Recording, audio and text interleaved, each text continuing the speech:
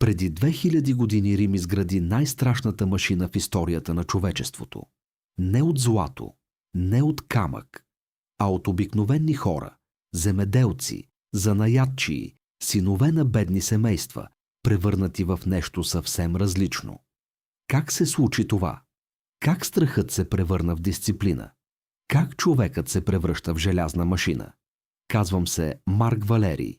Син съм на Луций. Легионер от Трети легион. Не съм герой. Аз съм войник на Рим.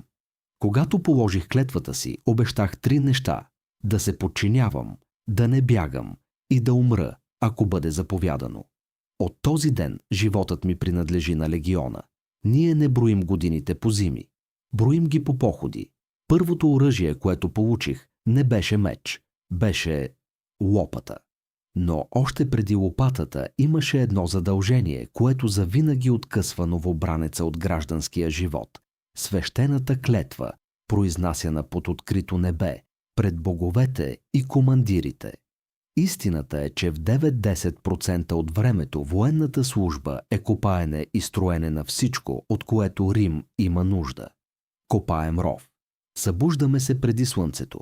Рогът прозвучава. И никой не пита защо. Първо проверявам щита си. После меча. Човек може да се съмнява в боговете, но не и в оръжието си. Тренираме всеки ден. След поход, след дъжд, след погребение. Центурионът казва: потта спасява кръвта. И той е прав. Варварите се бият със смелост. Ние се бием сред. Щит до щит. Стъпка след стъпка. Ден след ден атакуваме дървения стълб. Удар след удар се стоварва върху стълба, вкопан в земята на човешки ръст. Трябва да го атакуваме със същата ярост, с която бих се хвърлил върху варварин, прицелвайки се само във важните места – лице, гърло, слабини. Но техниката трябва да е съвършена. Стотици повторения, хиляди движения, докато тялото започне да действа без мисъл. Римляните не тренират сила, те тренират автоматизъм. В битката мисълта закъснява. Навикът оцелява. Носим целия си живот на гърба си. Оръжие, храна, инструменти, дори дървото за утрешния лагер. Тежестта прегърбва раменете, но изправя духа. Вървим с часове, понякога с дни. След време остава само звукът на стъпките. Тогава разбираш нещо важно. Рим не е място. Рим е движението напред. Където и да спрем. Първо строим лагер. Винаги. Копаем ров. Издигаме насип. Забиваме палисада. Всеки войник работи. Няма значение кой си бил преди легиона. Лагерът има улици, порти, ред. Същия ред като в самия Рим. Когато стените са готови, дишаме по-спокойно. Подреденият лагер означава жив легион. Най-тихо е преди битката. Не мисля за слава.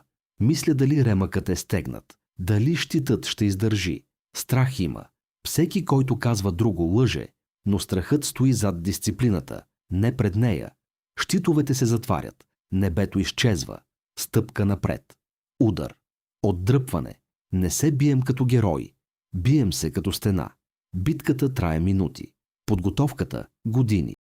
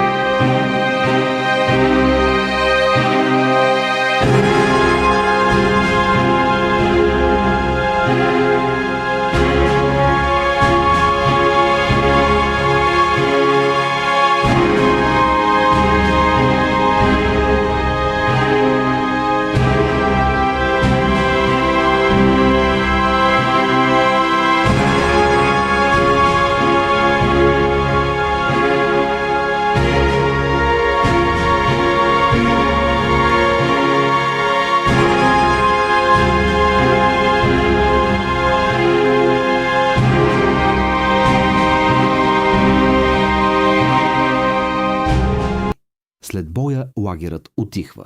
Огънят говори повече от хората. Служа вече 9 години. След още 6 на 10 ще получа земя и дом. Ако доживея, утре ще вървим отново. Ще строим отново. Ще се бием отново. Рим не е град. Рим е редът между нас. Докато стоим рамо до рамо, Рим живее.